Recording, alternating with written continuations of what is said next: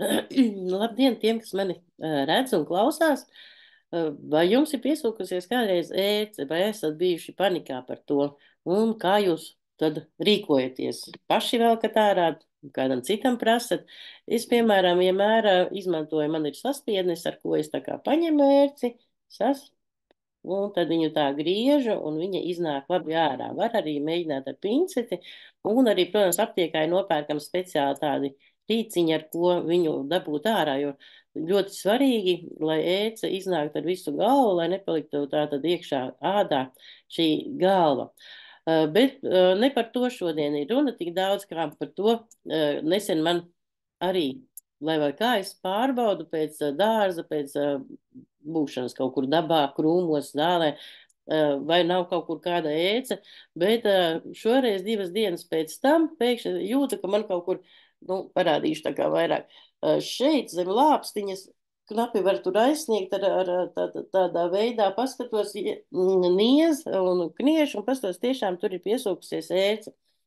Un ko tagad darīt, jo mājās esmu viena, pati ar šo labo metodu viņu izvilkt nevaru, bet gribētos tā kā no viņas atbrīvoties, jo viņi niez, un jo ilgāk viņi paliek, jo lielāka bīstamība. Ja jūs skatījāties, kur mums bija tiešraide tieši par ēču pārnestajām slimībām, tad šī borelioze, jeb laima, viņa nonāk mūsu organismā apmēram pēc pusotras līdz 2 dienām. Tātad, jo ātrāk mēs ērci izvelkam, jo mazāk šis risks saslimt ar šo kaut kādu no šīm slimībām.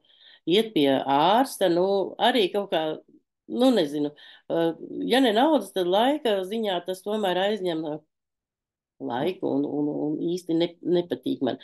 Bet tad atcerējos mūsu tiešraidi ar Ingu, kad bija, un ļoti svarīgi visiem, kam ir šis aparāts, nu, kas arī varbūt lieto šo testēšanas aparātu, kas arī ir, līdz ar to zinu, ka cilvēks tad vairāk orientējas šajās programmās.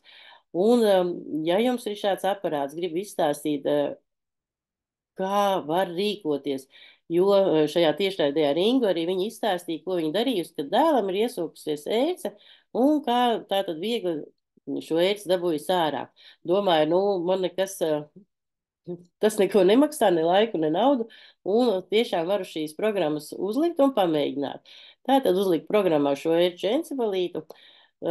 Nē, nevis ērču encefalītu, bet uzliku encefalītu ērce, melnkāja ērce, šīs programmas, un tātad uzliku kaklā aparātu, ieslēdzu ar programmām, un pēc 10 līdz 15 minūtēm domāju, nu, pārbaudīšu. Tātad šajā vietiņā, iedomājieties, kā tas ir, knapi ar aizsniegties var, pakustinu lēnām, un ērce plikšķi, un man nokrīt pirkstos. Uzliku uz papīri, es domāju, varbūt tas izrāvus, palikusi galva iekšā, jo tas ir ļoti svarīgi, lai tomēr iekšā nekas nepaliktu, jo tad šī vietiņa vienalga niez un diezgan ilgi tur ir tādas nepatīkamas sajūtas.